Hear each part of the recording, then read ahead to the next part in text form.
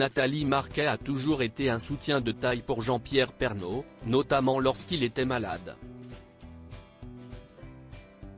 Interrogée par Télé Loisirs le 22 janvier 2024, elle a indiqué qu'elle lui avait plusieurs fois sauvé la vie. En 1997, alors qu'elle n'avait que 30 ans, Nathalie Marquet Pernaut a dû faire face à une leucémie aiguë. 20 ans plus tard, c'est son époux, le journaliste Jean-Pierre Pernaut, qui a été confronté à la maladie. L'ancien présentateur du journal télévisé de 13h de TF1 a été atteint d'un cancer de la prostate en 2018, puis d'un cancer du poumon en 2021. Tout au long de ces épreuves, il a pu compter sur la combativité de son épouse, mère de ses enfants Tom et Lou. Malheureusement, début 2022, son état de santé s'est rapidement détérioré. Fatigué par plusieurs accidents vasculaires cérébraux et des complications liées à une opération à cœur ouvert, le journaliste s'est éteint le 2 mars à l'âge de 71 ans.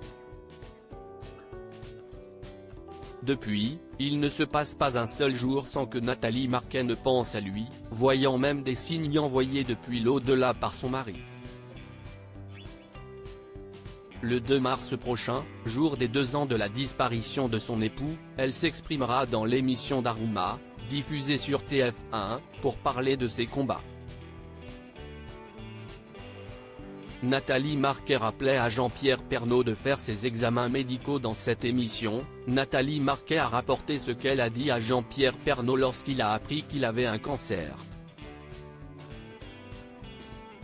« Je suis là, et je serai là pour toi », lui a-t-elle lancé.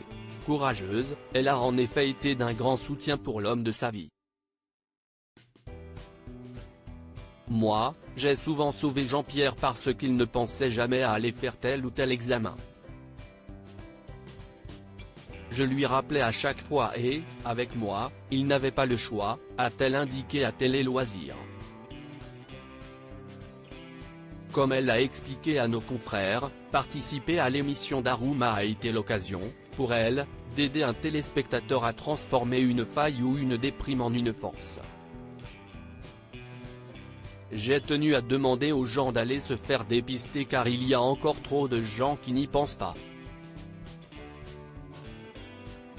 Si est terrible parce que parfois, il est trop tard, a-t-elle ajouté. Une façon d'envoyer un message positif après avoir traversé de multiples épreuves. Diaporama. Voir les photos de Nathalie Marquet.